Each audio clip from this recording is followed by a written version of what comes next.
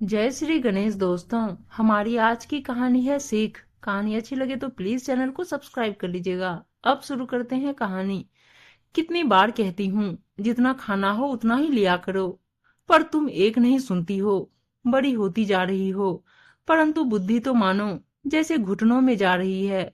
माँ है कि तुम्हें डांटती नहीं है, और तुम हो कि सुधरने का नाम नहीं लेती हो। सुमित्रा जी अपनी पोती काजल को बोल रही थी।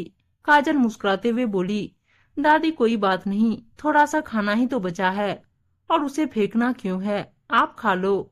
आपने भी तो अभी खाना नहीं खाया है। दादी बोली, मैं क्यों तुम्हारा जूठा खाना खाऊंगी। जब अपने ससुराल जाओगी तो अपनी सास को अपना जूठा खिलाना, फिर देखना कितना सुनना पड़ता है तुम्हें और तुम्हारी माँ को। अभी से इस लड़की के ये लक्षण है, जाने गृहस्थी की गाड़ी कैसे संभालेगी। काजल बचपने में बोली, दादी आप मम्मा की सास हो, क्या मम्मा आपको जूठा खाना खिलाती है। फिर क्यों मैं अपनी सास को जूठा खाना खिलाऊंगी। आप क्या चाहती हो, मुझे डांट पड़े। तभी काजल की माँ कविता आई और बोली, काजल अपने बड़ों से ऐसी बातें नहीं करते हैं, और दादी तुम्हें अच्छी सीख दे रही है। गृहस्थी की नई शुरुआत चीजों को बचाकर होती है, ना कि बर्बाद करने से। याद रखो कि जितना खाना हो उतना ही लिया करो। धीरे धीरे काजल भी बातों को सीखती गई। कहीं ना कहीं भूल हो जाती थी तो उसकी दादी एक कड़क अध्यापिका की तरह उसे टोकने से पीछे नहीं हटती थी। वहीं कविता एक सरल प्रशिक्षक की तरह अपनी बेटी को गृहस्थी की बारीकियां सिखाती गई। बहरहाल समय बीतता गया और काजल के लिए सुयोग्य वर ढूंढने की तैयारी शुरू हो गई। एक समय ऐसा आया जब काजल के लिए समीर को पसंद किया गया। समीर फौज में नौकरी करता था, बड़ा पूरा परिवार था। शादी धूमधाम से हुई। जब काजल विदा होने लगी तो दादी की आंखों में आंसू के साथ साथ उनके होठों पर कुछ ज्ञान की बातें भी थी। काजल खुद से पहले अपने परिवार और अपने पति को रखना, वहां बचपना मत दिखाना। ऐसा ना हो कि तुम्हारी बेवकूफी की वजह से तुम्हारे मायके वालों को सुनना पड़े। गृहस्थी की शुरुआत किस ढंग से करनी चाहिए ये तुम्हें हमने सिखाया है। कविता ने बड़े प्यार से अपनी बेटी के सर पर हाथ रखकर कहा, मुझे तुम पर पूरा भरोसा है कि जीवन के हर कठिन दौर में जैसे तुमने सब कुछ सीखा, आगे भी सीख लोगी। गृहस्थी कोई जंग नहीं है, फिर भी अगर कठिन दौर में उसे हम जंग की तरह समझे तो खुद को साहस से भर लेना।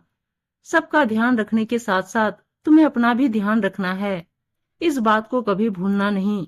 और नम आंखों से उसने अपनी बेटी को विदा किया। सब कुछ बहुत अच्छा था। समीर काजल का हर वक्त ख्याल रखते थे। दोनों में पहले दोस्ती हुई, फिर वो रिश्ता एक भरोसे में बदलता गया। कुछ समय बाद समीर जाने से पहले अपने कुछ दोस्तों को खाने पर बुलाए थे। काजल ने रसोई बहुत ही अच्छे तरीके से बनाई।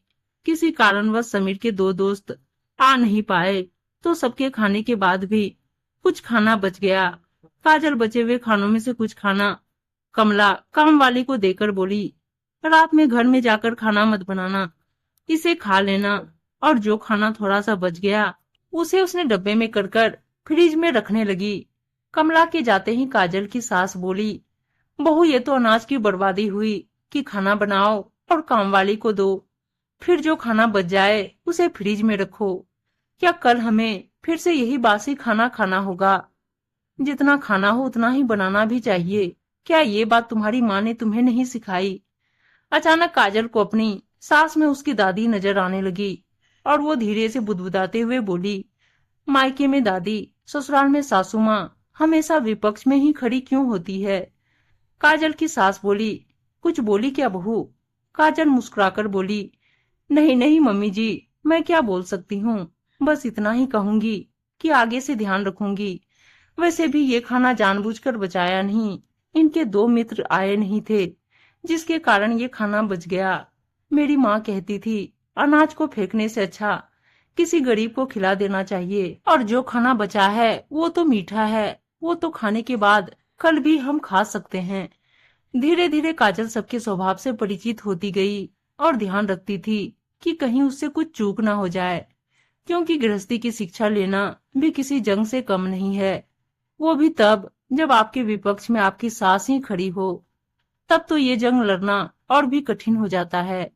करीब 6 महीने में काजल ने अपनी सास से बहुत कुछ सीखा, क्योंकि सीखने की उम्र नहीं होती। विपक्ष में चाहे जो भी हो, गुण और अवगुण तो हर किसी में होते हैं। ये तो आप पर निर्भर करता है कि आप सामने वाले के गुणों को ग्रहण करते हैं या अवगुण। काजल ने अपनी सास से बहुत सारे गुण सीखे और कुछ समय बाद वो अपने पति के साथ चली गई।